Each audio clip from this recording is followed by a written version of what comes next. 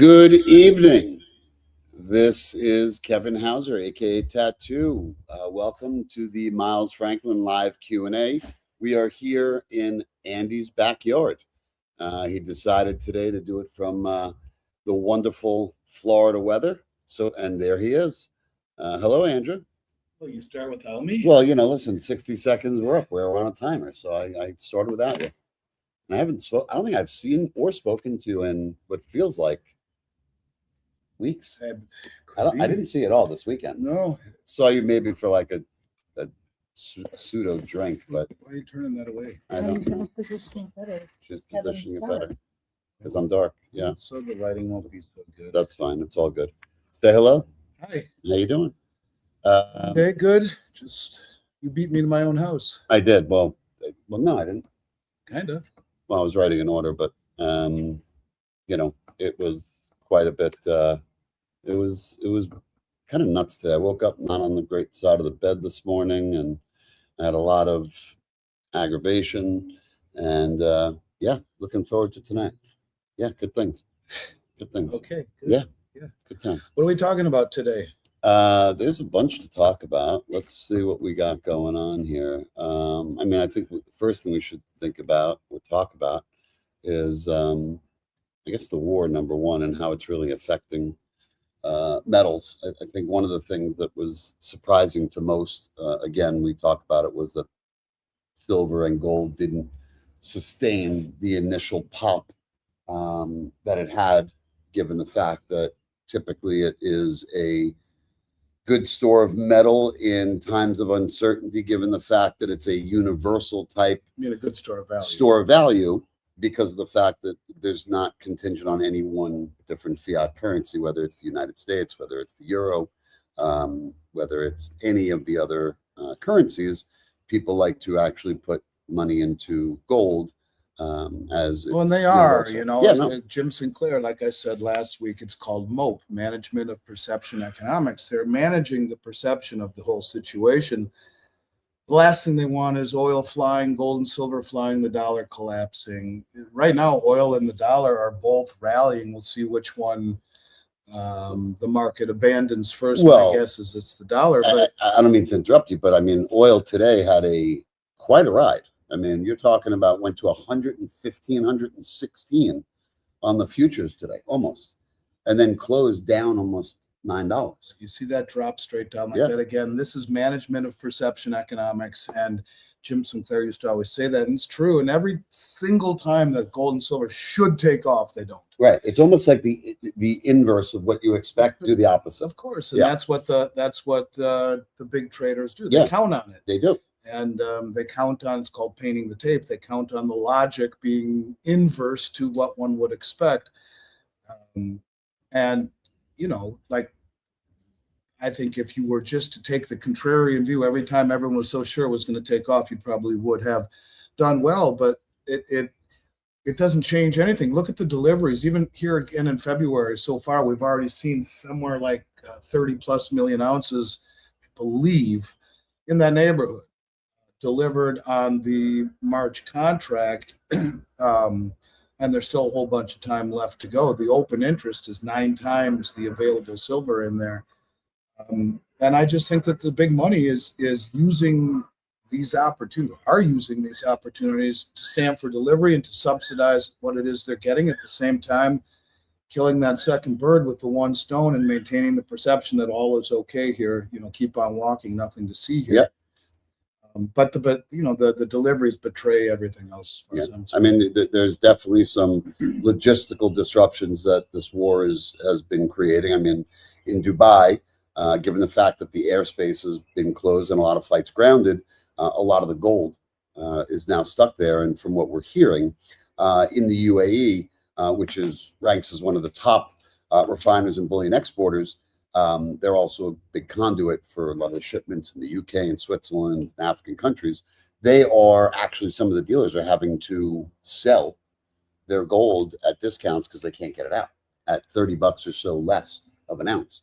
That won't last long. How do we get that? How do we buy some of that? We just we're importing gold right now from Venezuela, I see. Yeah. But that won't last long. And these disruptions, I think, are temporary, but nonetheless, this is part of the reason why you're seeing the actions that we're seeing, because the disruptions should be far greater in terms of the price and the outcome. When you have the Straits of Hormuz blocked, when you have oil refineries being blown up, Yep. The price should certainly be affected a whole lot more. Well, you always talk about the dore, and I love your accent when you say the dore, because you're so eloquent when you say it. Thank you. Yeah, but there's a lot of the reports that are coming out with the refiners that they're struggling to source more dore. I know Bloomberg had that India, which is one of the largest refineries, they get about 10% of their dore from the Middle East. So they're having some issues right now, but they do have quite a bit of a stockpile. They've made huge imports in January, so they have enough for now. But depending on how long this war goes on and how long it's crazy. You see how hypocritical the whole thing is when they are giving India a temporary reprieve on their willingness. We are okay with letting them buy Russian oil right now because of this disruption. Right. But otherwise, it's not okay with us. So it's this is the kind of rhetoric, the kind of almost like a monarchy, a global monarchy, where the U.S. is fine. We'll allow you to buy Russian oil right now, simply because of the problems that we see in the Middle East and the ramifications. And I find it distasteful. I do. I think this country would be a lot better if we brought all of our soldiers home and protected our country and rebuilt our infrastructure. And it's like the amount of money we're spending, $90 million a day fighting this war right now, $90 million a day. Long before that just becomes outrageously expensive. It doesn't take very long. You know that. It's already been 7-9 days. Yeah. Well, there you go. It's $1 billion right there. Right. How you doing? And so as it continues, and that's just numbers that are, a think tank is estimating. It's very costly. People are dying. We'd be better off if we just stayed out of everyone's business and made our country a whole lot better. But those are kind of pipe dreams, I guess. So that's what George Washington said on his farewell address. If we would have listened to that, we'd be a lot better off. We'd have the strongest borders. We'd have the most strongest infrastructure. Our military reservists would be here fixing and building and strengthening this country rather than fighting other wars for reasons that none of us really know ultimately what it's all about. Yep. So I don't want to get political because that's not what this is about, but it's just a tragedy that it's not. But at all, at the end of the day, that the politics always plays its part. Well, but remember, we're spending $90 million a day that we don't have, right? We're broke. Yeah. And so, you borrow money to fund the military, which is discretional to fight these wars, that just get you deeper and deeper and deeper into debt while enriching the military industrial complex. And this is part of the reason that they wanted silver to stay down for so long, so that they can continue to fight these wars and sell munitions across the globe, everywhere across the globe. But nonetheless, it's ultimately very bullish for the dollar. I mean, for gold, as it will be very bearish for a dollar that will be inflated. Well, I mean, there is no other way to pay. I mean, the DXY, I mean, look, we were just down. The DXY had hit a low at around 95 and change. And again, we keep talking about the DXY, and it's basically the dollar index, but it's based on the dollar versus against some bullshit currencies, which is really not a true measure. It's a melting ice cream. Yeah, that's exactly it. Great. You're like the king of analogies. I love it. I think I got a list of them. Yeah. And just that way I can regurgitate but, them. People remember stories and things like that. It's better to think of it that way. But I mean, now with the DXY is back up to 98 3/4. I mean, it is like that on nothing, on bullshit fears and hopes of what's going on with the war, that's the flock of that's going to be, where they're going as the safe haven to the dollar. But it's all bullshit. We know that it's complete bullshit. But today we saw a nice little rebound. I mean, even before the equity markets rebounded and reversed a little bit from red early on this morning in the futures, silver futures were strong all morning.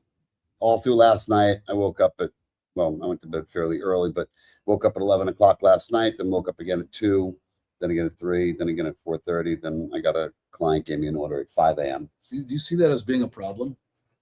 No, I mean, some may say yes, but no, not yet. But at 5 a.m., my client was pretty happy that I was able to execute an order at 5 o'clock in the morning. But then he also said, "What the hell are you doing awake?"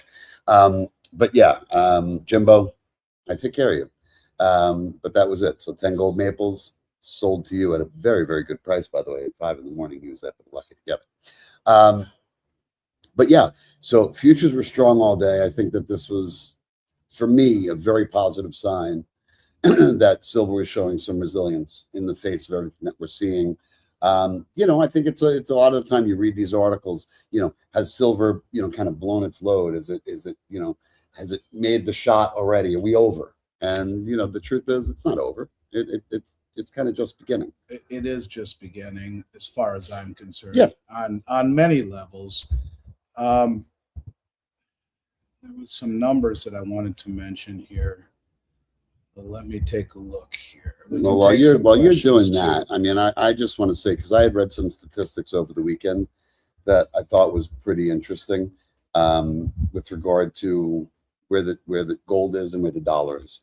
And it was basically since the creation of the Fed in 1913, the dollar has lost 99% of the purchasing power relative to gold. Yeah. So that's pretty substantial. And then it went on to talk about the euro, and it said that it experienced a similar pattern since 1999. So only 26 years, the euro has lost 93% of its value relative to gold. That's pretty crazy. 26 years down 93%. So basically, it's depreciated 11.5% a year versus gold since its inception. And there was Van Eck, one of the they're the ones that said gold could go to 189,000. So they actually were talking about the M2 money supply. If the M2 money supply were fully backed by gold, the implied price of gold per ounce would be about 184,000. Yeah, that's in the United States. Yeah, but then if we take into account regions like India, Brazil, Russia, Middle Eastern, basically BRICS. Basically, if we just add BRICS into there, we're talking about 225,000 per ounce based on the. They don't have a dog in the fight. I read that was from their emerging market bond team. I wanted to talk about two things. We'll take some questions after that. The March delivery, it's under pressure. There's 81 million ounces roughly, or 16,250 contracts. That's the registered category right now, versus an open interest of 112,700. In other words, you have about 7 times the amount of contracts issued, 8 times the amount of contracts or issued as bars that could theoretically be delivered. That's not good, although they continued somehow to find a way to knock down open interest. Maybe explain it to our listeners in literally baby terms. Each contract is 5,000 ounces. Okay. And so right now there is 81.2 million ounces. You divide that by 5,000, you'll get 16,250 contracts. Those are bars that are backing the contracts. Got it. So that's what they are available now. If 16,250 contracts stood for delivery, it would eat all of the registered category. Now the eligible category, that's not counted. Those are bars that are held inside of what people don't want to sell. Right. They could be yours. They could be mine. Yes, so that doesn't count. No, they could. And it's funny, the COMEX says, well, up to 50% of the eligible category. So you got about, I think last I looked, 250 million ounces or so. So whatever.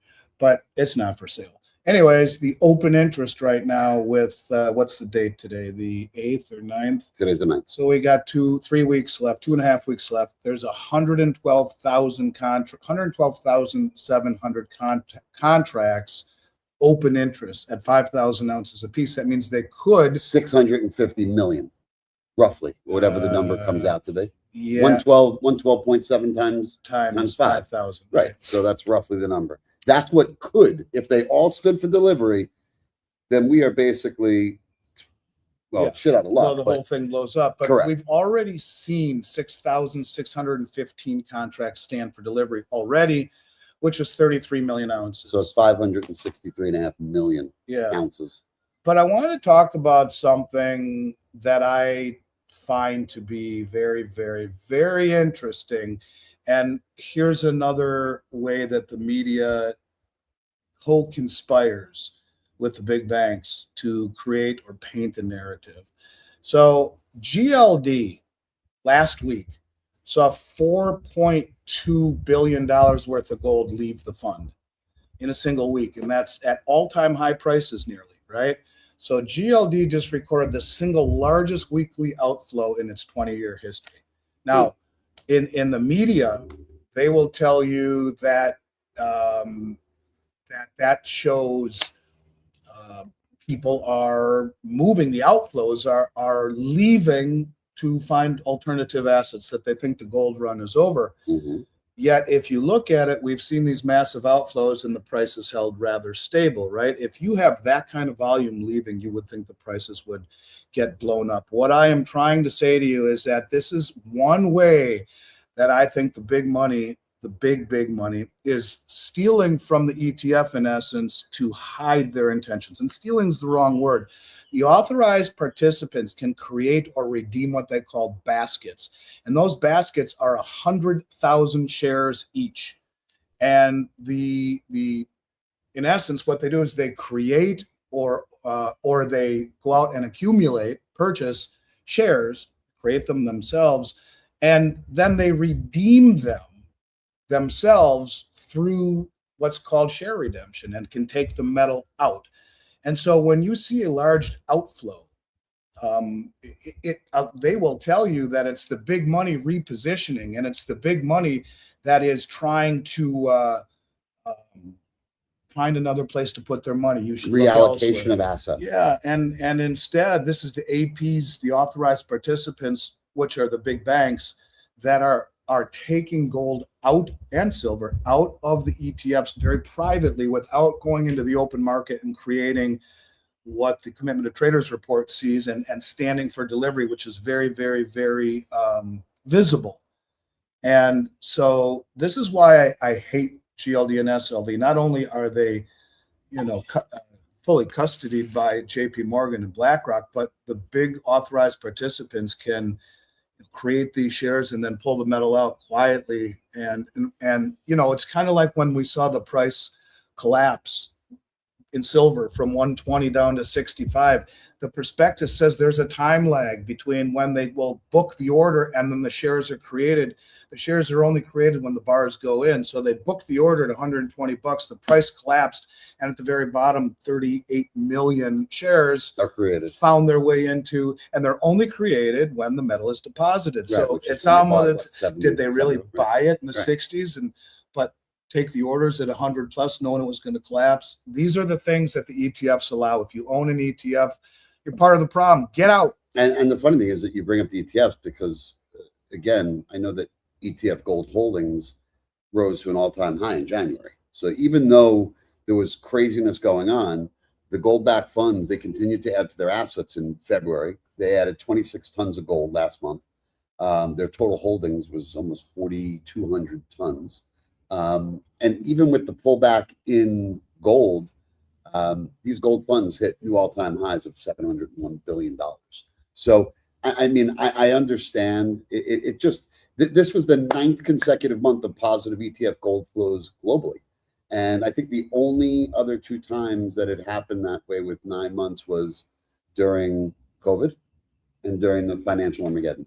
Those are the 2 times. And the only other thing I want to mention that's probably on a lot of people's radar screen is what we've seen come out of the private equity world, BlackRock and Blackstone, both redemptions. Yeah, and the redemptions were far greater than they really cared to do. BlackRock gated, meaning the prospectus says, well, we can, if we need to, only allow up to 5% redemptions. They had double that amount.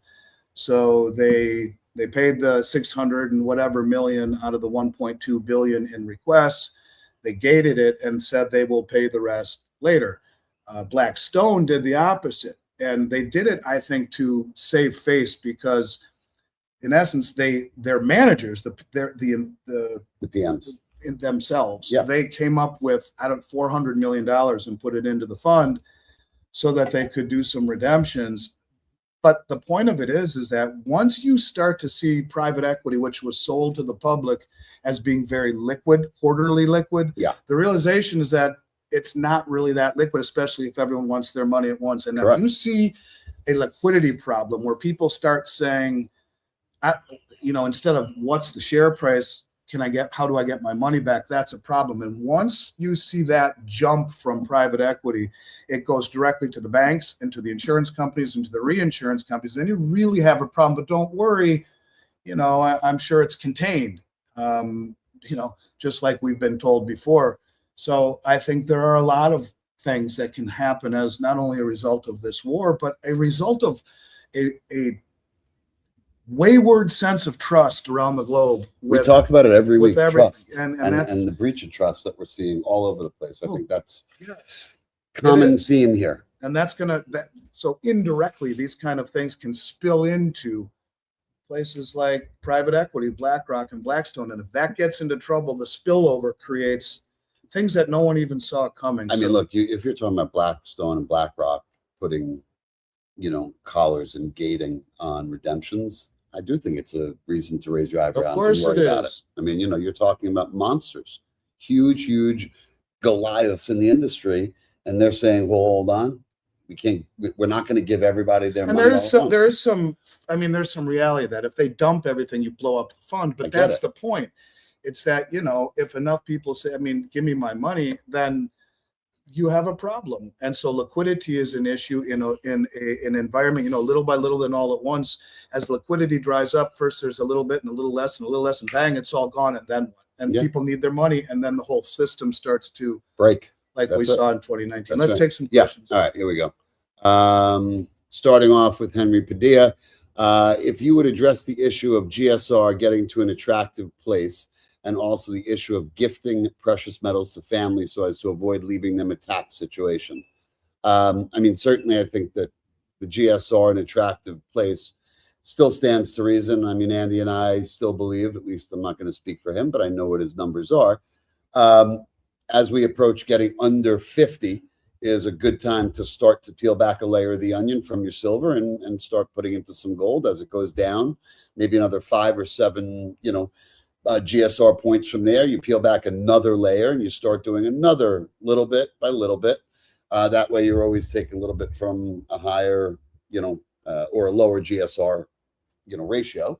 I think that's a smart way of doing it. Bank of America, their lead analyst, their lead precious metals analyst, just came out and said that they see, because of the gold silver ratio being so far askew, that they could see silver hitting $300 by the end of this year. And 309, I think, was the number. The guy's their lead precious metals guy, and he says that in the light that he sees gold going much higher, and historically silver will have to come along for it, and will probably slingshot the way that it typically does. He's basically saying that he sees silver going much higher in the face of higher gold, which would present an opportunity probably to capture that gold silver ratio. But to your point, Kevin, I wouldn't start really thinking about it until it's in its 50s, and I would only do some of it. I think that's wise. As far as a taxable deal, look, the gifting precious metals to family. Really, there's no better way, I believe, than leaving your wealth to your heirs, to your estate, than in metals. Well, if you gift it to them now, then you have, the only difference is that your exemption, the step up of basis when they're gone, but who knows what the price will be? They probably don't. Higher. There's no easy answer for that, but when they receive it either by gift or inheritance, their basis is that day. Correct. Date of death is that the new step up cut. Gift. Yeah, correct. It's either date of gift or date of death is the step up in value. Ralph Ramsey says, please, where is the documentation for 500 ounces silver per tomahawk? I just. So he's talking about the propaganda that we're spewing, that Michelle was talking about in the video. It's annoying because I've seen 3 or 4 pieces that validate what I've been saying lately. Lately, they've been coming out and actually using my name and saying I was right. Yeah. So it is not propaganda, and I will. It's hard to find. No, when we actually find it, we will post it. Tell them to send us an email, and I'll just post it. It's info, all over. info@milesfranklin.com. Send your information in, but certainly it's not propaganda. It was all over X the other day. I just saw it. I just read a big article on it, and they mentioned my name. Yeah. Um, Sure you didn't. And go look at silverwars.org. yeah. Go to one's got silverwars.org. tons of I mean, you'll information. see there's a lot more than I ever said there Yeah. was. Propaganda. Yeah. Perseverant one says, I wish I had stacked more gold. I can get pre-33 at melt.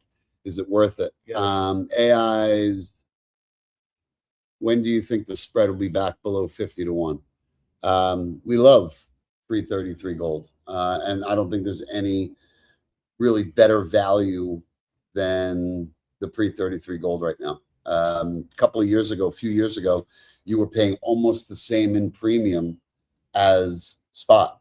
Now you're paying melt or spot I was for your paying gold. in 2008 and 9. I would have paid people on circulated AUs 400 or 500 over spot on with $1,000 gold. Slabbed, I mean. 63 and 4, 6, 7, 800 over spot for as many as you would sell me. And that's when I flew all around the country telling people to sell me what they had. There were auction galleries bidding these premiums, and I would swap them into gold eagles at between 40 and 70% more gold. Oh, I remember you telling me those stories.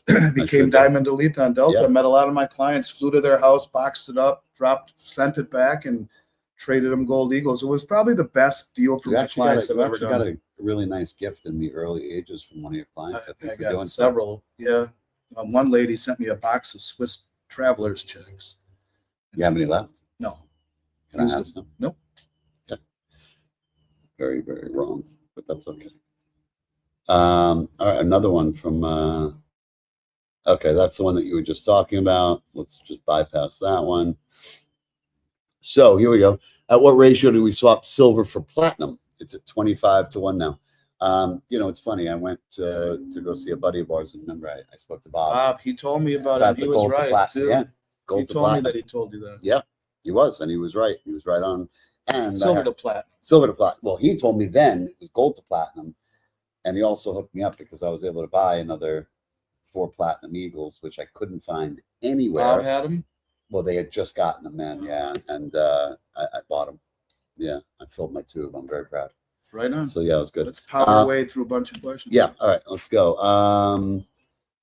Do you want the day and time? Do you want the day and time? It's when demand exceeds supply by that much. I don't really know what that is referring to. Do you? No. All right. Shelly Star 2 says hi from Australia. Mm-hmm. Hello.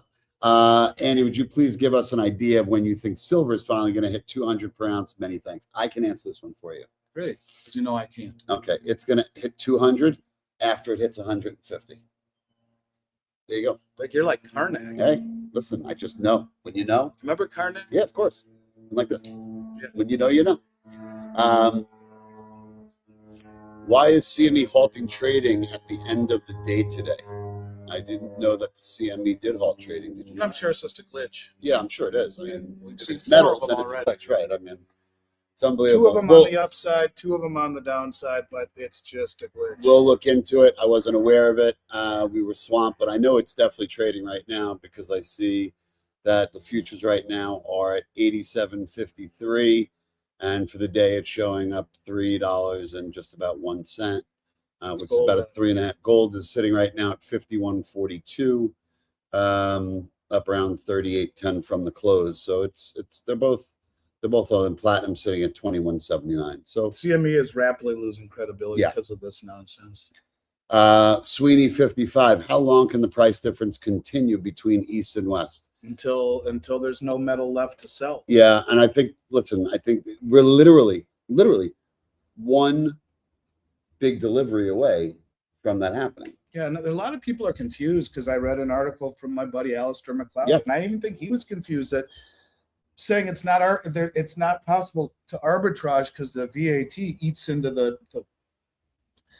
premium, but the VAT is the responsibility almost always of the recipient. And not even until it leaves the exchange. So right now you have a $13 and a spread and a 13% VAT. That's how bad they want it. And if you're choking on dollars and you're looking for ways to find value for dollars that are losing value, well, you buy it when it's uneconomical. So what? The price will take care of the entry in where silver is ultimately going. It's headlong rush, and you can see it on COMEX, you can see it on the LBMA, you can see in the drawdown in Shanghai. There's a premium on having the real thing in your hands. And an easy way to say it is that the metal is worth more than the dollars that are used to buy it. And if they're choking on a dollar surplus, what better way to get rid of it than things that are eternal? And as we speak, we have the price of physical metal in Shanghai sitting at $96.71. Premium on average is $11.40, which is roughly about 13.5% over spot. So look, it can go on, but eventually, like Andy said, eventually it's going, price discovery will happen through the physical channel. Yep. Eventually that's what's going to happen. So let's go through. All right. Hey, this is from Wayne Robertson, 7011. Hey guys, question. If the whole metals market is controlled and is, what does your guess of what's going to happen in a honest market? Rapid price discovery. What does that look like? When futures control the market, what would price have been had we not seen a glitch on Thanksgiving Day? What would it have been had we not seen a glitch last week and then falls by $4 immediately? What would price have ultimately done if the circuit breakers are working on the way down? That's what my biggest question is. And so when you have a market that's never truly been allowed to find price discovery, that is finding it the hard way, the old-fashioned way, where it's really about physical supply. In an environment where physical supply through these channels never mattered, it does now. And so I think much, much higher, not only because we don't know what it's really worth, but also because I think you have ultimately a problem with the value of the dollar. I think in dollar terms, higher than most people would bank on. I'm not telling you to buy it for that reason. Conversely, I kind of am, not to become wealthy, but because holding your wealth in dollars has proven to be a losing game. And we talk about this house example all the time, where price of gold in 2005 was $450 and the average house was 240,000. That's just over 500 ounces. Your house doubled. It's 500,000 across the board right now, average in this country. So good investment in dollars, but was it? Because it's lost 500% in gold, where those same 510 ounces right now are worth $2.6 million. It buys you 5 fully furnished houses instead of the one house that you doubled your money on. So anyways, saving in dollars is a sucker's game, period. So I think saving dollars destined to go broke. Yeah, it'll go higher than you can imagine in the light of both. All right. Let's see. That's another one. That's in 20 years, by the way. It's not that far off. Sure not. Question. I saw price stuck on Kitco and I Google search it and appeared it halted today at before 3 p.m. I was on conference calls today from 2:30 on. I wonder if it has anything to do coinciding with, what the sharp drop in oil. In oil, right? Would it surprise you? No, that's what they did last time. Right, exactly. And by the way, what people have to realize is where there's smoke, there's fire. And when there's blood in the waters, the sharks come out. And what I mean by that is, so if we take on January 29th, for example, and we saw that when the market opened and the circuit breakers should have halted trading, the algorithmic traders out there, and there are so many of them with such insane buying power and capability, they just lay in. They just lay in and lay in and lay in. And that's the reason why they were able to so easily push it down 30+%. And of course, where was any, by the way, the chances of silver or gold for that matter going up more than 10% on any given day is virtually nil. Right. It wouldn't be allowed to happen. The powers that be. You mean not silver and gold? You're talking any other asset. Well, I'm saying without any halt, the fact that silver and gold, if equities go up and the futures go up, I mean, look, it's hard for the Dow to go up 10, 15% on a daily basis because it's basically all the other companies that have to do the same thing. But silver going down 35% on that day, and the circuit breakers not triggering, that is not nearly as much of a shock as I don't believe that silver or gold could ever go up 30+% because that the circuit breakers wouldn't have worked. It would be working. The server would overheat. Right. And there would be nothing to cool it down, and they have to shut it down. Right. But my point is, it's just on the downside where they want it to be is when it's to their benefit. And at what expense is it to their benefit? Because you're beginning to see the mass exodus. Like we talked about February, there was roughly 24 million ounces delivered in the February contract, a non-deliverable month or a non-delivery month. They can still take delivery, not a primary delivery month. 38 million ounces left COMEX. So 160% of what was delivered or could be explained by delivery left. And who's taking possession of almost 39 million ounces? If and I keep saying it, 5 100-ounce silver bars are going to weigh 40 pounds. Who's taking possession? That's 500 ounces of 39 million ounces. Right. You are talking a fleet, 2 blocks, 3 blocks long of semi-trucks. Where's it going? Who's taking possession of it? Isn't that really all you need to know? That's it. What else do you need to know? These people are not messing around at this level. Is it the Exchange Stabilization Fund? Is it the government? Maybe. It is critical. Exchange Stabilization Fund says if it's for national security, which critical minerals by definition are, you don't need to tell anyone or get congressional approval. So maybe they knock it down on paper, stand for delivery, and bye-bye, out it goes at a very, very cheap price. Would anyone put that by this administration to do that? And I'm not saying anything bad about it. Maybe it's cunning, right? They've played this game long enough to suppress the price so people wouldn't, sell dollars. Well, what if they're doing it themselves right now, knowing that they need to accumulate this stuff before the music stops? Could it be? I don't know. I'm just saying. So expect volatility. But in the end, the deliveries by these people who are more sophisticated and more informed than any of us combined is all you need to know. Chill a little bit. Yeah. The price will take care of itself. 100%.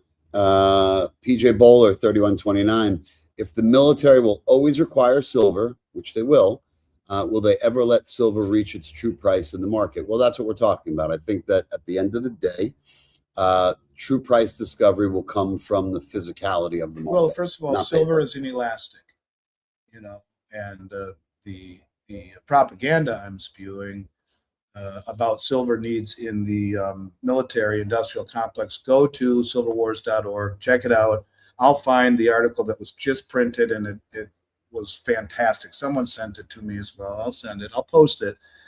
But it's inelastic. There's only a little bit of silver in comparison to the overall cost. And price floors that the administration wants to put in place is to incentivize domestic mining. So can you really cap a price when it's globally sought after and universally depleting? I don't think you can. In fact, maybe they want it to go higher. Maybe that's part of the game plan, is to get everyone out there mining it for the U.S. government and let it just go much higher. I don't think they care about the cost. No.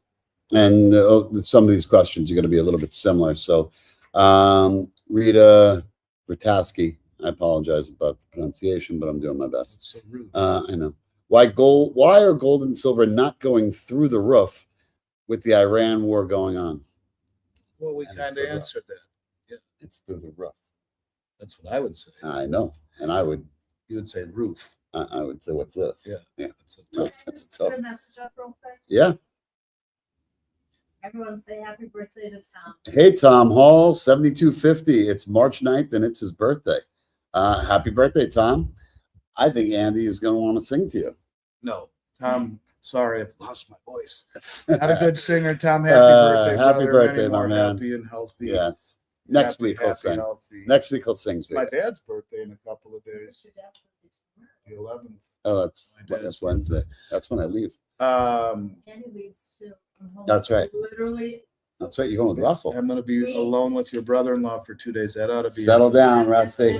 Settle down. I'm gonna have to hang out with Eric. Everyone's gone. Julie's gone. Kevin's Where's gone, Julie? Eric Where's gone. Julie gone?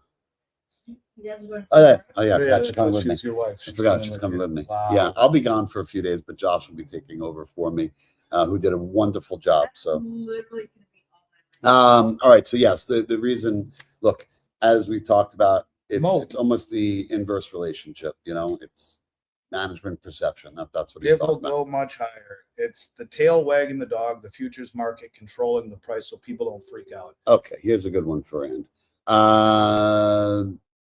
Shinobi one, I think it's Kenobi, Kenobi, whatever it is, Kenobi. Kenobi. Shinobi one Kenobi. Thank you. 9:35. Can you guys explain to me how tariffs are a smokescreen to reshore gold and silver? I can't quite wrap my head around it.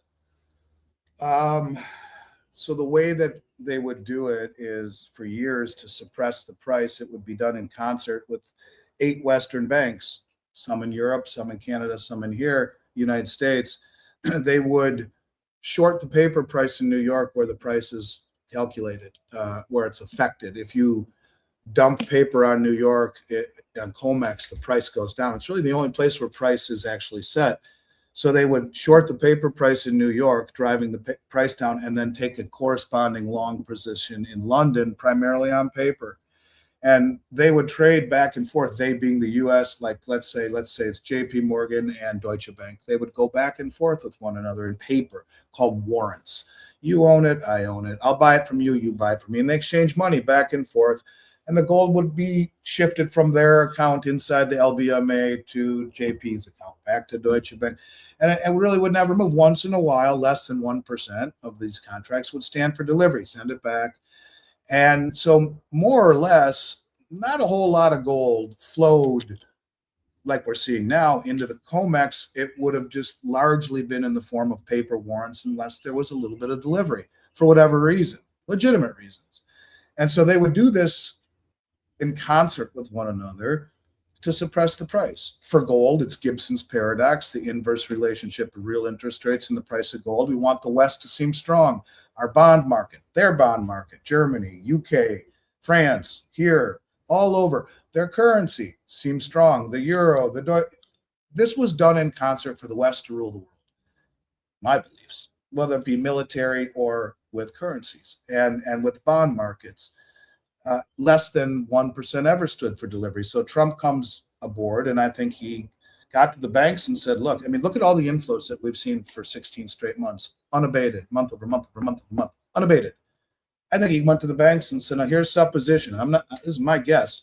You guys are all idiots. It's an existential threat to this country, to you, that you are shorting all of this, and you need to bring it home now. And here's what you're going to do. You're going to tell them that it's tariffs. You call up your buddy at Deutsche Bank. Listen, this guy's insane. This guy Trump, he's crazy.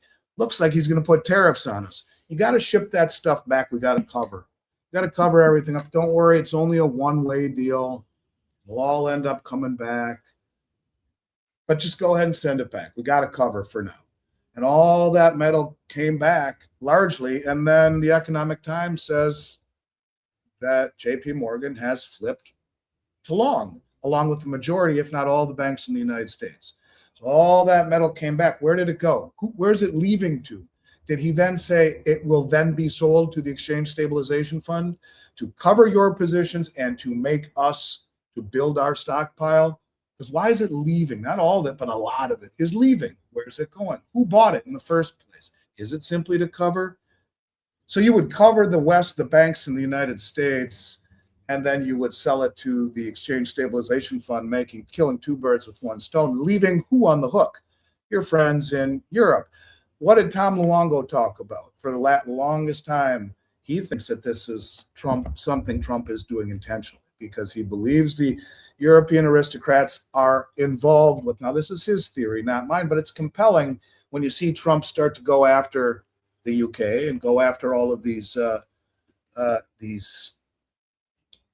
countries in Europe, saying you don't pay your fair share, you're not holding up your end of the bargain, you're not doing what you're supposed to do. The theory that Luongo has is that he's doing it not only to reshore all the metal, but to leave the banks in Europe and in Canada exposed. What did we see when silver, that week when right before silver fell, TD Bank said, oh yeah, tell all their people silver's going to $40. That was a quick short. Yeah, and they got stopped out at 92. Yeah. Well, it's the banks in Canada and the banks in Europe that have the massive shorts. And if the economic times is right, then the commitment of traders largely validates this. They're not completely long. They're more long than short. Anyways, the way that it works is, I believe, at least to get the majority of it here to begin with, it was the threat of tariffs.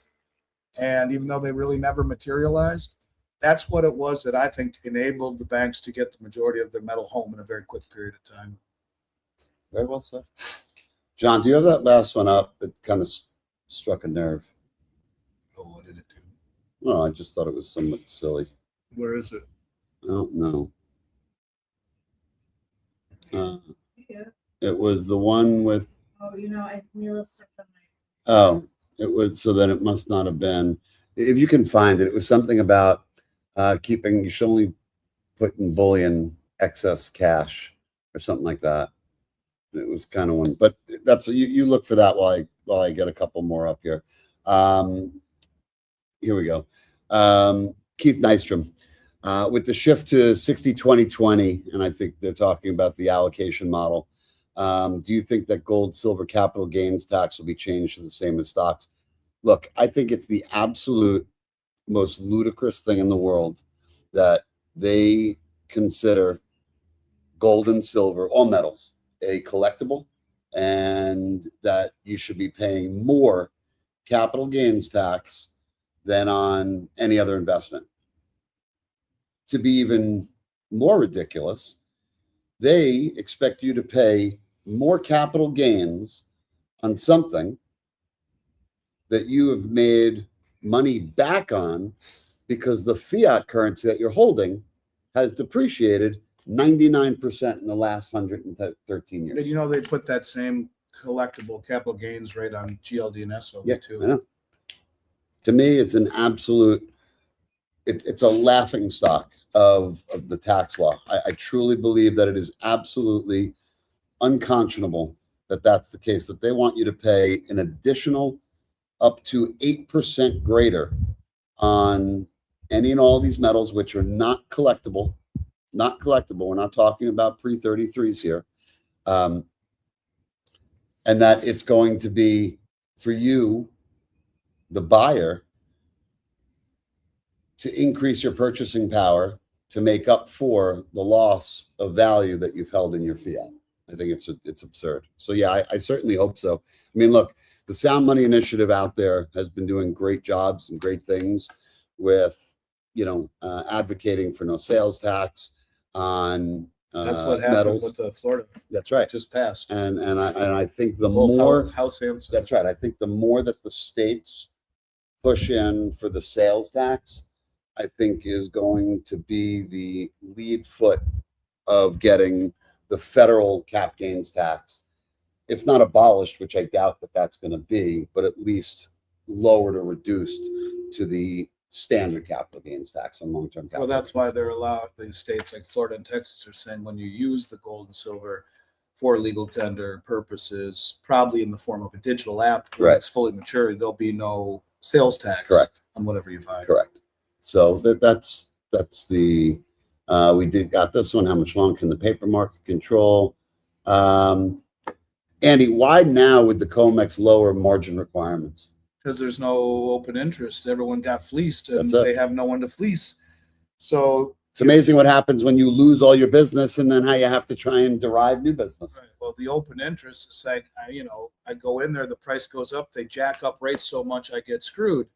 At some point, no one wants to play that game anymore. And so right now you have record low open interest in terms of, the managed money is they're trying to lure the managed money back into the game. Yeah. Rinse, wash, and repeat. That's it. And then, of course, once they start seeing the contracts in full swing, what are they going to do? Raise margins. Raise margin requirements. That's it. And then you get to a point where the COMEX just ceases to have any credibility. That's it. Yeah. I don't want to do that one. That's a little bit more politics than we care to get into right now. No, again, I'm not going to do that. PJ Bowler says, tattoo, if you ever feel aggravated first thing in the morning, remember, just stop and breathe and clear the mind. Always make 30 seconds for yourself. I appreciate that, PJ Bowler. I will remember that. tomorrow morning when I take my right leg, step off my bed. 30 seconds for yourself. I'm not going to get up yet. I'm going to take 30 seconds. What if your wife yells at you in those 30 She won't seconds? because she's going to be sleeping. You son of a... No, she'll be sound asleep. She doesn't get up. But so when my client said, what the hell were you doing up? I said, I didn't get up. My prostate did. Yeah, exactly. That's funny. Mine too. I said, that's the reason I'm up. But thank you, PJ. I do appreciate the words. Does this make Russian? What? It's not real. Rita, does this make Russian oil more valuable? Does what make Russian? I guess the war that we're talking about, does it make oil more valuable? Well, I mean, I guess. I mean, oil is oil. Yeah, right? I mean, anything's going to be more attractive when you're talking about war, and It's they cut just that they're supplies kicked out off. of the Right. you know, the market, but they've been selling oil anyway all around the globe to countries, regardless of the sanctions. Yeah. Anthony Lux, 1838. Question, Andy and Kevin. Do you really think the government and their buddies in tech, war, and other sectors would allow mining companies, not their buddies, to flourish at their expense? 300 plus. Someone sent me that question exactly last night. I replied to him. Probably was.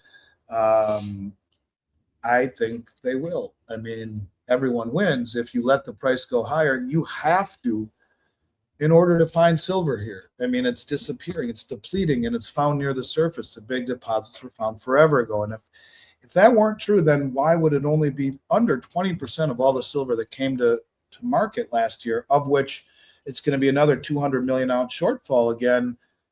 Why would it only 20% come from companies mining it? The rest is byproduct. You have to dig further, go look harder, spend more money, expend more energy to get it. It has to be a price level that incentivizes domestic mining. So yes, I think they will. And besides, it's a globalized commodity where, you know, again, what's it really worth when the whole world is moving away from perhaps the Western price setting because of all of these shenanigans and the loss of trust? What's it really worth? Yes, I think they have no choice. And again, because it is inelastic, it's a little bit that you need for a big priced item, like in anything, silver in an iPhone. Yeah. $5, $6, $7 worth for $1,100. So if it tripled, so now it's $21 worth. So it goes to 11 to 11 and a quarter. Big deal.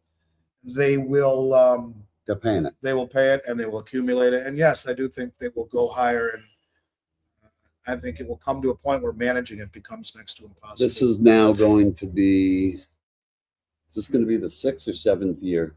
6 for sure, maybe 7. Of a supply glut. And I think that we're talking now, we are almost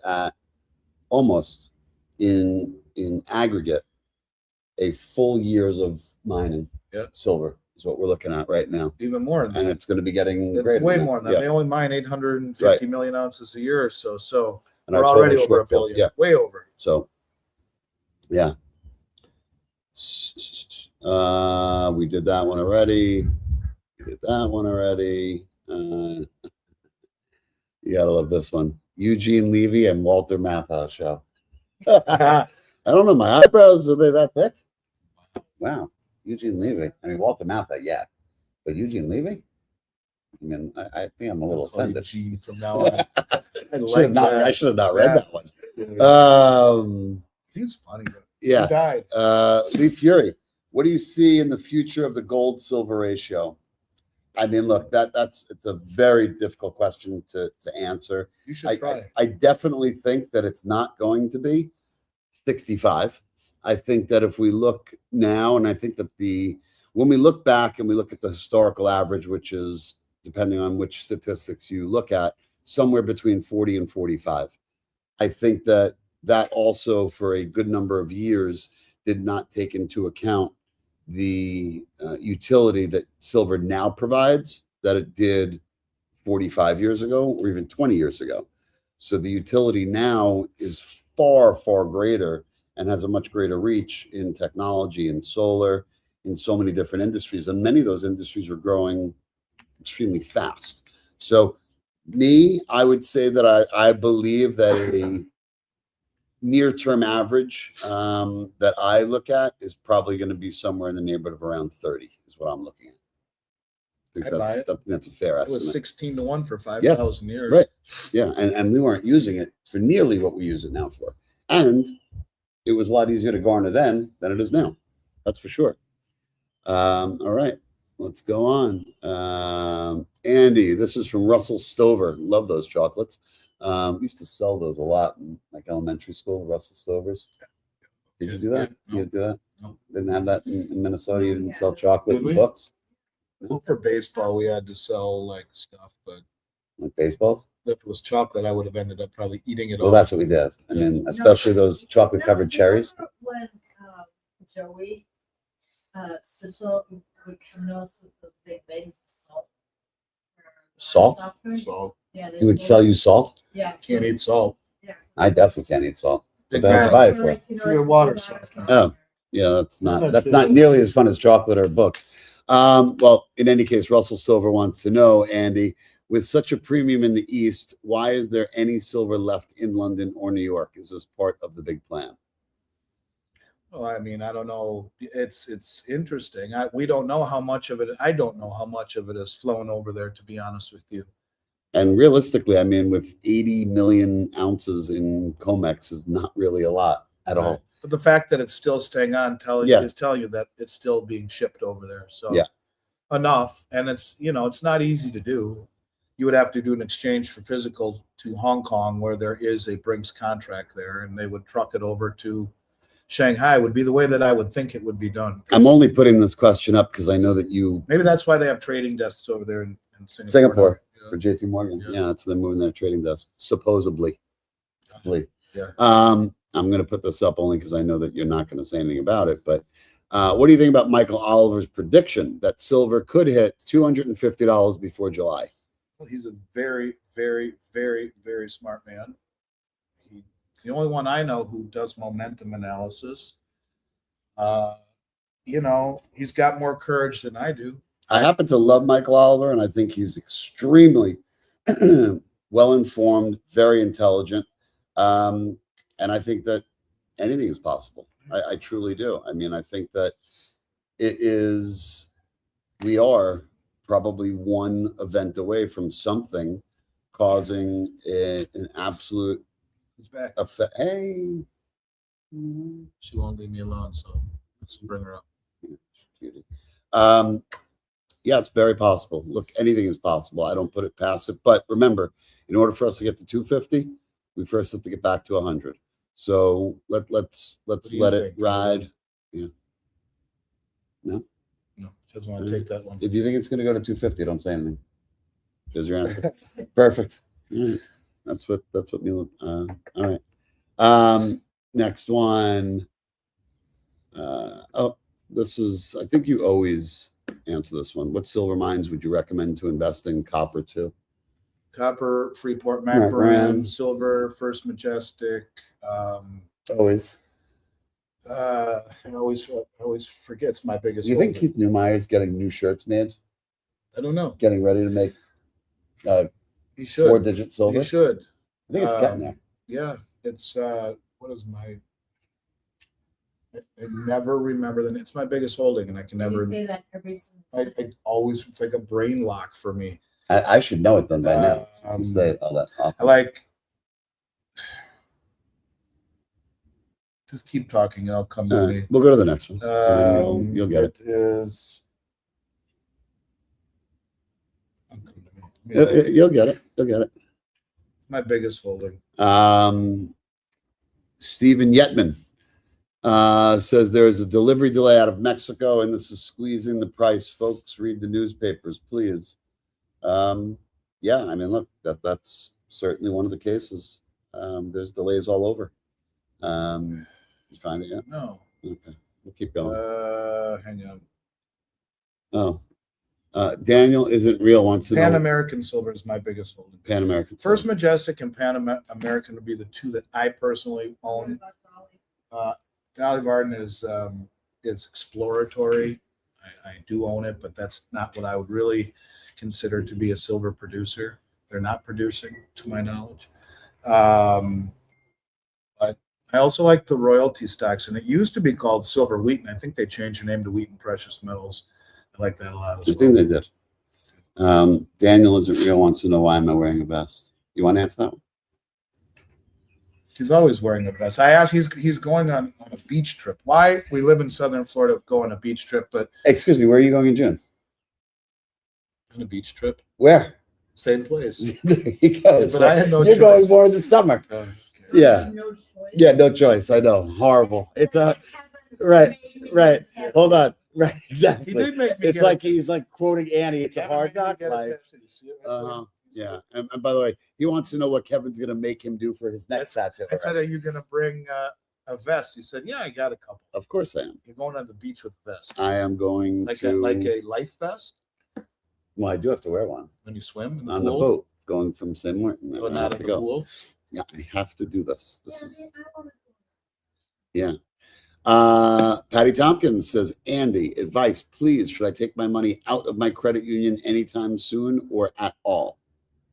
Depends how much. I wouldn't have more than any FDIC limit. For You mean sure. over the limit? Over the limit. Any which is 250,000. 250 or 500 Right. if you're joint. Yeah, and the credit union, if I'm not mistaken, they actually don't over 250 doesn't go by FDIC, correct? I don't know that to be I don't true. think that that's the case. I think it's a different entity that insures funds in the credit unions over those limits. Could So be. I don't think- know. I just like them better than the big savings and loans and the big commercial Yeah, banks. I'm loving or the this big one. regionals. Italian G says, Andy grew on me. Thanks, LG. You grew on me too. Thank you.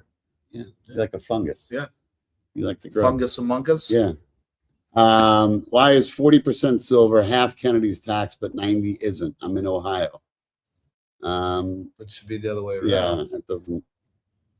That makes no sense. Yeah, I don't think that's accurate Neither information. do I. I don't Yeah. know it to be. That should make sense. And Ohio, I don't think that is Ohio not a taxable state to begin with, No. right? It doesn't make sense. Call someone tomorrow. You're better off by 90 anyway. Yeah, and Shouldn't be taxed. info@milesfranklin.com, your name, phone number. Someone will reach out to you tomorrow and get that straight. So, Richard Roche, again, this is with the missile, said, Andy, I did an estimate based on the length of a missile and estimated length of a control wiring in a very small diameter before it came to 350 ounces. Okay.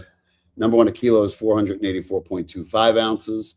No, that's What? a kilo is what? Well, 15 kilos is Oh. 484. Yeah, well, and not, but you know, 32 these new hypersonic missiles that are going Mach 6 or 7, if you don't think that they need a huge amount of silver in the cone of that missile, there's nothing that can withstand that kind of heat. Nothing. And still have conductivity. And that's why silver in particular is used in copious amounts in these new high-tech missiles that are going Mach 6.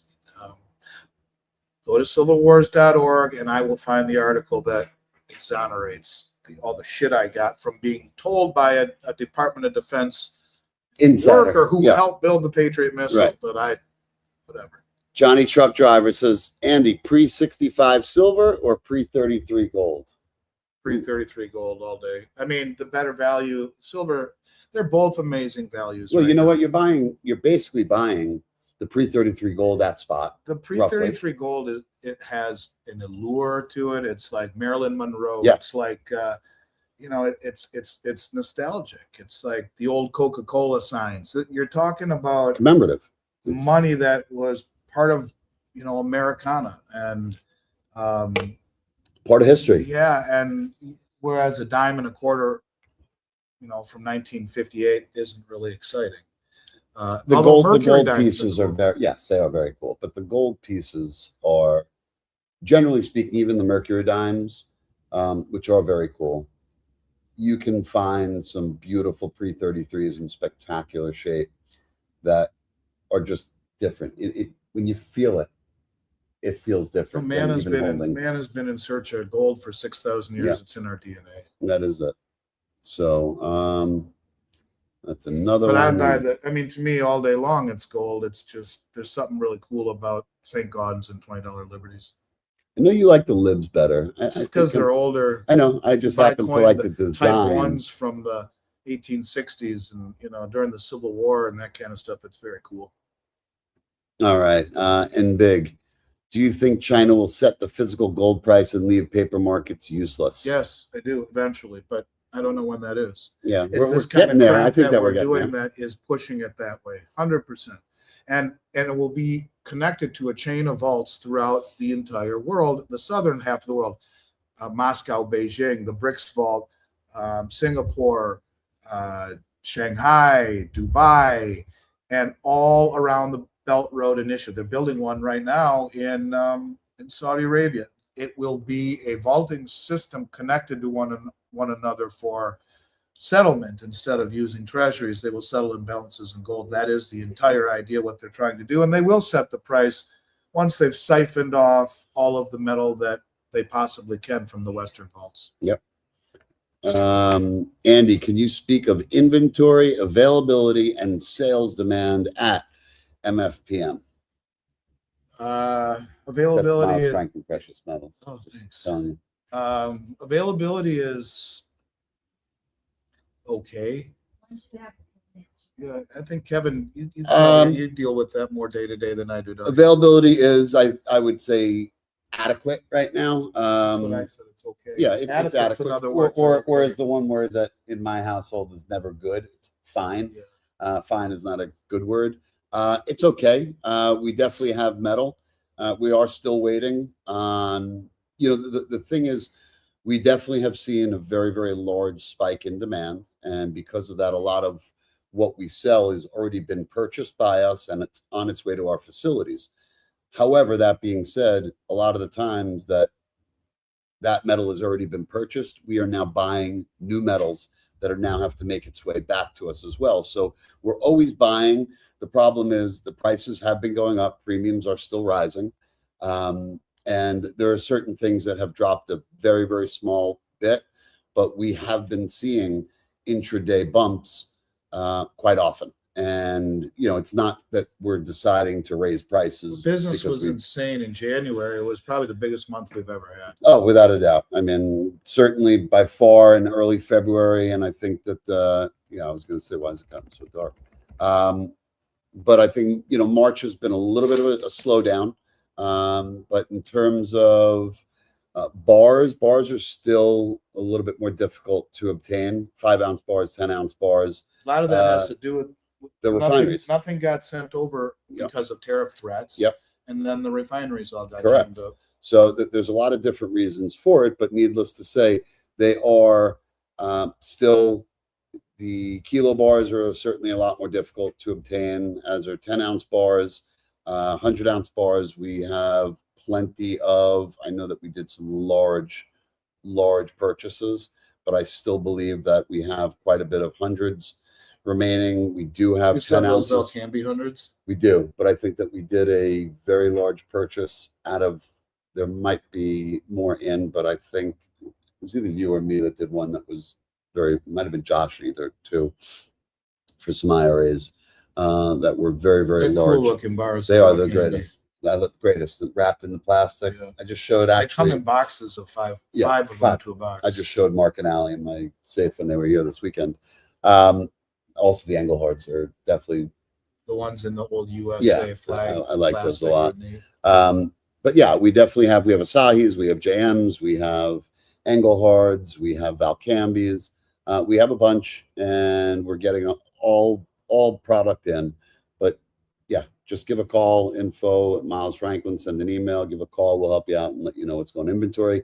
In terms of timing for deliveries, it has gotten better. We're not where we want to be yet, but we are probably, I would say, on average now for an ACH payment, you're probably looking at around 3 weeks, I would say, on average. For a wire, still, if we have it in stock, you can probably expect it within 7 to 10 days, which is good. Buybacks, once we get it processing wise, once we have the product in hand, I am told that it's going to be a 7 to 10 day turnaround to get your wire. But I would, me or any one of your brokers, just have them push like hell to get it done faster. This is because of the intake. Yeah, it's just yeah, really it's intake. and it's everything else that's going on within shipping. Same teams work on those, so it's very difficult to pull people from one department to the other, because most of the time we're still extremely busy on. They were working through the night all week last week. Yeah, it's also, a lot of the stuff that we do is weather related. So a lot of the time, it's not always Most just of the primary volume. two or three of the primary distributors are on the East Coast, and Yep. a lot of the vaults are on the East Coast, and nothing moved Yeah, for a while. I mean, I will say that when it comes to buybacks, almost always, our job in the buyback is done almost instantaneously. It's done. We buy it, we lock you in, we create the invoice, we alert the custodians. At that point, it is all, for the most part, up to the custodian and depository to get your metals moved. Almost always, I would say 90% of the time, where your metals are housed, we most likely, if you're working with us and you did the trade through us for the IRA, you are most likely vaulted in a place where we have our own internal vaults in there as well. So it doesn't require shipping. So it's an internal move.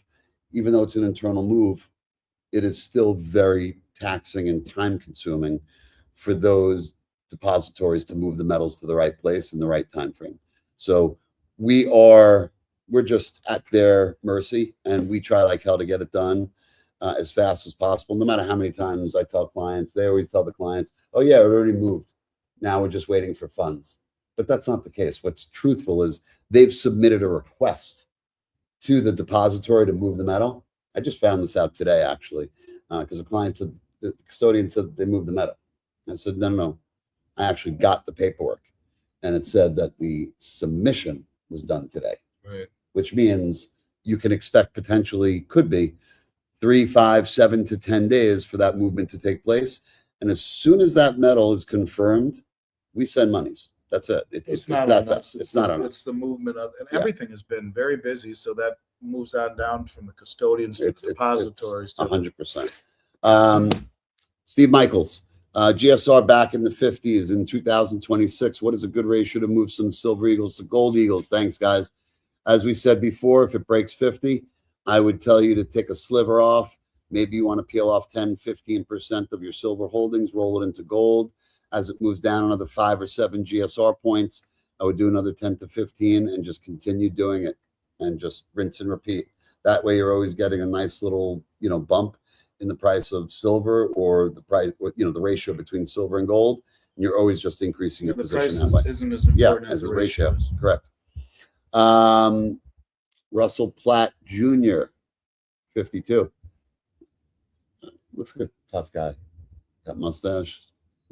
So do you. No, not really. I can't pull off a mustache. You had one. Well, we did. We both did. I didn't. It wasn't fluffy like that though. I didn't. You did. Yeah, not like Russell. Russell, that's you looked like a a good porn set. star, kind of from the 70s. Yeah, no, not a good one. No, that's fine. A B-roll guy. Yeah, C-roll, I would say, or a D-roll, maybe a Z-roll. If you had a mix of silver eagles, maple leafs, and bars, what would you sell first for gold exchange when the GSR drops? That is a good question. I like that question. What would you sell first? Would you sell you definitely would sell your eagles. I'd sell the bars. 100%. You'd sell the bars. You'd sell the bars, then you'd sell the maples, then you'd sell the eagles. Yeah. You probably would never sell the eagles. Yeah. Unless or you're if I had the buying gold Krugerrands, I'd sell those too. Yes, but would you mean gold? Yeah, of course. But yes, I agree with that. I would do the bars first, then I would do the maples, and then if need be, the eagles for that. All right. All right. I think you spoke about the miners. That's okay. All right. Let's see here. Kathy Pisatello, 3369. Hello, guys. Regarding gold, I heard you mention pre-33 coins. Which is a better value, the pre-1933 or let's say a Canadian maple? I had this conversation with an LCS. Thanks. It's an LCS. I don't know. It's an LCS. Local coin shop.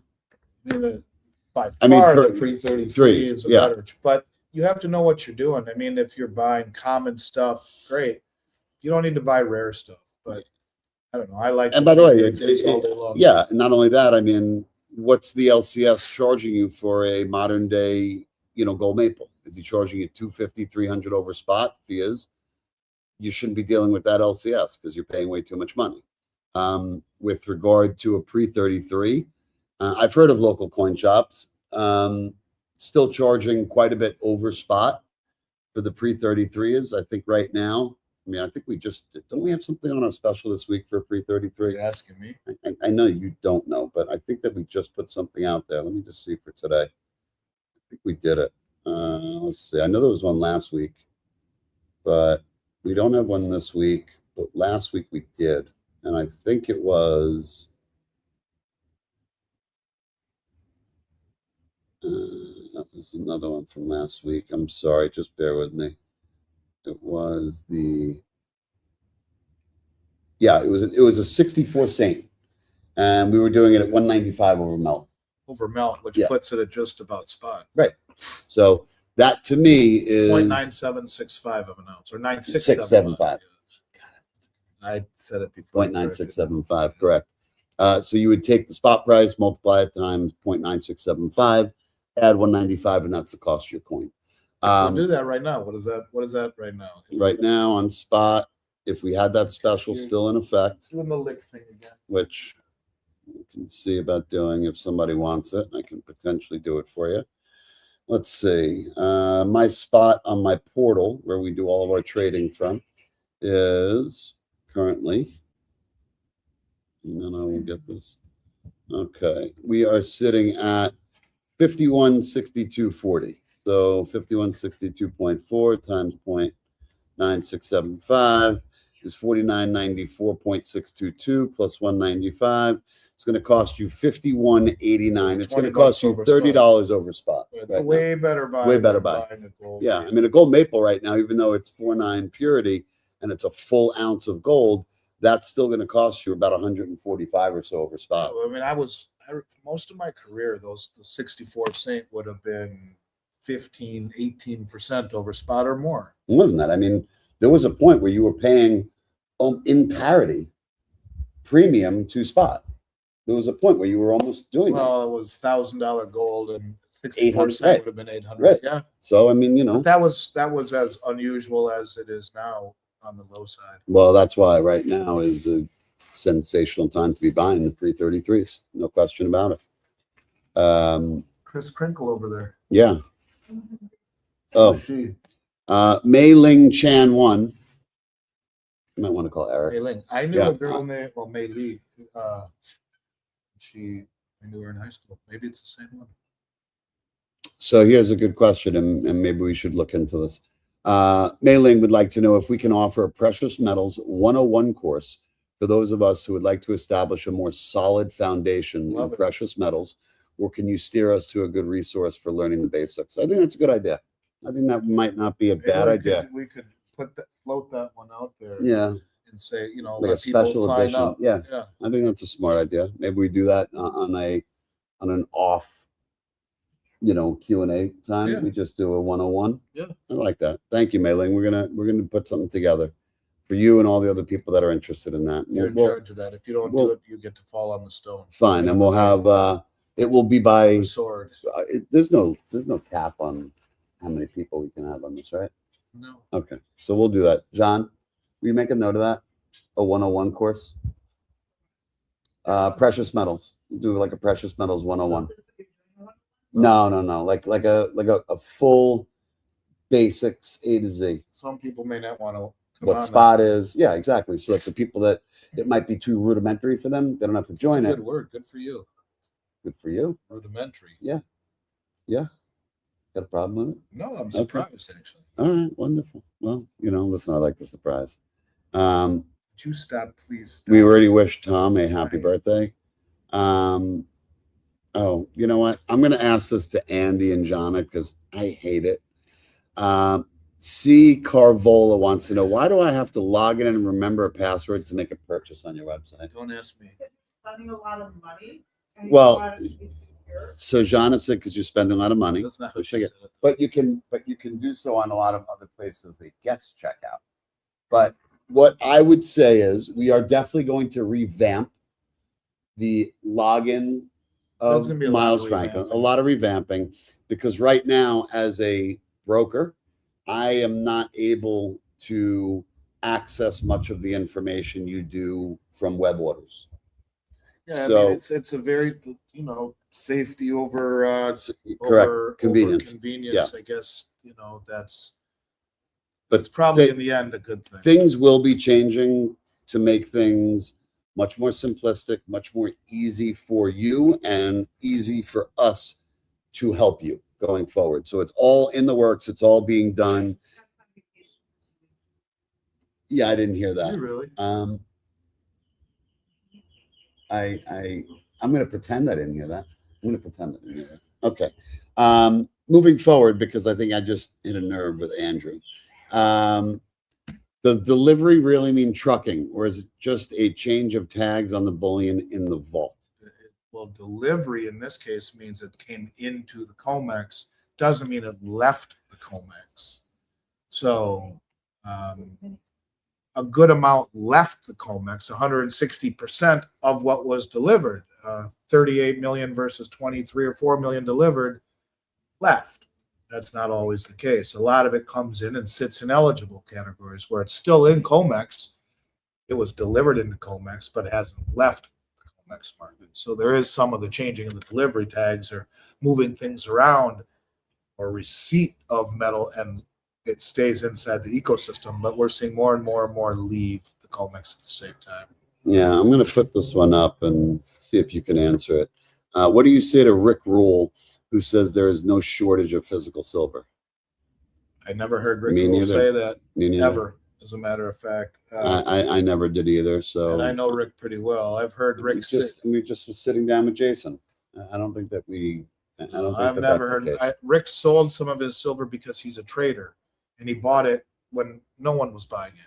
That's what he was buying does. it I when he mean, was telling everyone to buy it. Rick buys. He does the contrarian view. He Yeah. buys what everyone hates, Yeah. and he sells when everyone loves. Yeah. That's what he does. He did the same Or he thing with just energy. found a better place Yeah. to put it. He made Yeah. a nice return, and he's moving. And by the way, when I he's not watched selling his physical silver. I promise Yeah. you. He's a buddy of mine. I'm telling you, he's not. and I mean, look, good for him, because I remember watching the interview, and I can't remember who it was with, but he said that he had actually sold some of the paper type silver, and he had purchased energy. So what do we just look at? What happened with the war? Right. So chances are he purchased a lot of the oils, and now he probably did.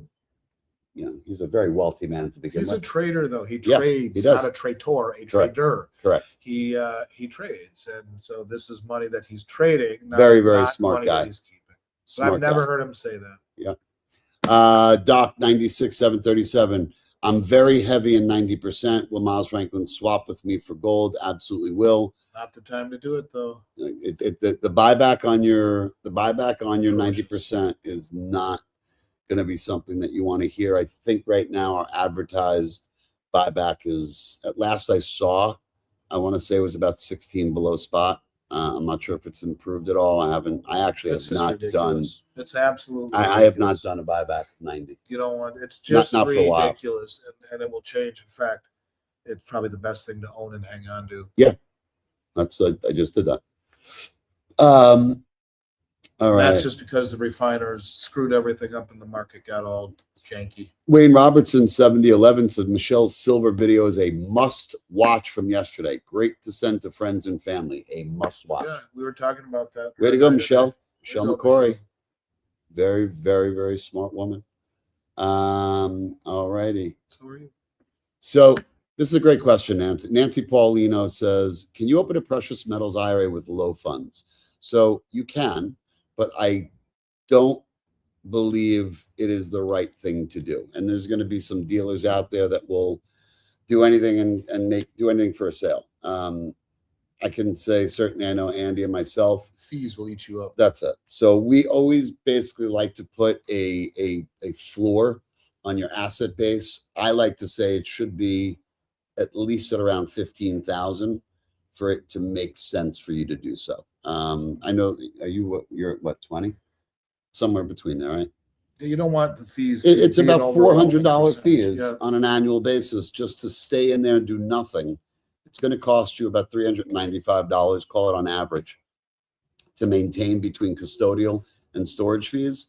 Now, it might not be a lot of fees if metals do what they've done in the last couple of years, But if we just go by historical averages, and it averages on a 7% basis or an 8% basis for the next couple of years, you're paying on, if you started with $10,000, that 400 is 4%. So it's eating away at 4% of your return every year. You have a couple of points to grow, but I would say you'd want to start it with about 15,000 is what I would say the basement should be on that. So, and any thoughts about Fort Knox Gold? We haven't gotten that yet, right? They never did. No, They never redid it. no. So we have nothing to say on it. I unfortunately have nothing more to report. Stupid that they did that and then just let it drop. So here's another one of these things that we hear about. Use Eagles in transactions to bypass capital gains tax. Well, No, know what? it's not true. I know. Well, you could No, you got it. elaborate. You can do it. It's not true though. There is nothing that you can bypass to avoid capital gains. It's just the bottom line. A lot of people think that if you buy U.S. coinage, silver eagles, some gold of these eagles, scam dealers yeah. really tell people. Well, I know that certain other ones do. I'm not mentioning names, but no, the government is very specific. If you make money, they want their fair share. There is only one way around it, and that is through a Roth IRA. And that is monies that you put into a retirement vehicle, but you do not get the deduction on your taxes for that year when you contribute, but the money will grow it will grow tax-free in that Roth account. So when you take it out, you do owe no tax. That is the only way. It doesn't make a difference with Eagles, with Maples, with any other sovereign minted coin. You are subject to capital gains tax on anything that you make a profit on. Yes. Whether it's that or Beanie Babies or anything else. But because it's a collectible currently, it would be at that. You didn't sell your Beanie Baby collection, did you? It's funny you say that. You still have it. We still have our Beanie So Babies. when I went to my mother-in-law's when she I was was joking. moving, I didn't realize. No, we I have- didn't when realize my that you had mother-in-law one. was moving out of New York, she had a huge Tupperware box of these Beanie Babies. She showed me one like Princess Diana ones. I think it was worth like $1,200. Like I'm talking serious money. What happened to them? We have them in our garage. Never did anything with them. I should get rid of those and just buy silver. No, you should keep the Beanie Babies. No. I should put them on your bed. Put them in your car like people do, all lining up on the dashboard. That would be great. Isn't California already taxing purchases and selling? California charges sales tax 2,000. $2,500, I believe, is now their threshold. I believe. Yeah, they screw the little guy. They screwed the little guy. That's exactly it. So yeah, that's it. All right. It is? All right. Again, no. We just answered that. This one's great. Kevin, please tease Andy a bit. It's great for the soul. Oh, what about, is that food on your sweater? I can't even say. I think there might be some leftover lunch. Detritus. It could be leftover lunch. I think we're good to go. All right. Time to go. All right. Let's get one more good one. I was on an hour and a half Zoom call before I came. And by the way, interview. Let's talk about that. No, I can't.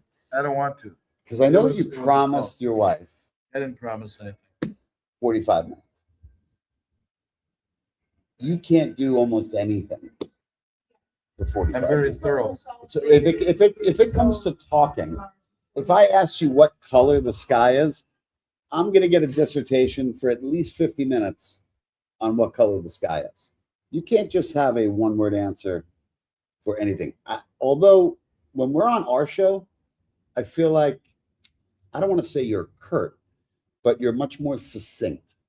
Do you think it's because I'm able to hit you? No, I think it's because it's been a very long day and I've been talking all day. I think that I can interrupt you and kind of hit you, whereas some of your guests or your hosts won't. Could be. I could just, I would hit you in the head, but a bottle of water would be over you in front of everyone right now. Okay, here's a good one. Donnie Griffin, what do you think about this lab-made gold? If technology improves over time, could kill mine gold as it's printing gold. Well, number one, the cost for this lab-made gold is extraordinarily expensive. And I don't think that that's going to be something that anyone has to really It was worry about. like gazillion dollars. Yeah. Made like a 100th of a gram. Correct. It is not something that anyone at any point in time, I believe, is going to worry about. It's very, very different than we're talking about lab-grown diamonds as opposed to mine diamonds. So not something we're about. We'll take one more and then we're done because you have to go and I have to go. Well, don't go, Kevin. You need a friend. All right, let's see.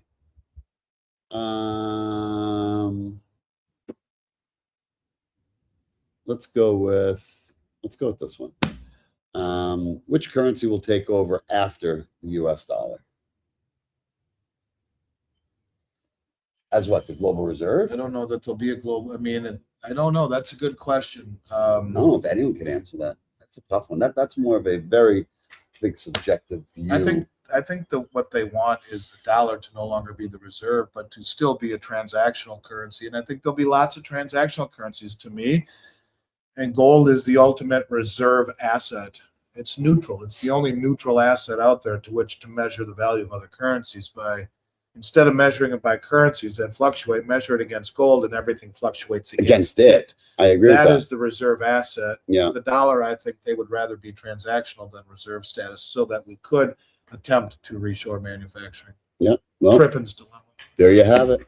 That's it. As the sun is going down in the backyard of Mr. Schectman's humble abode, we will bid you farewell until I won't be here next Monday.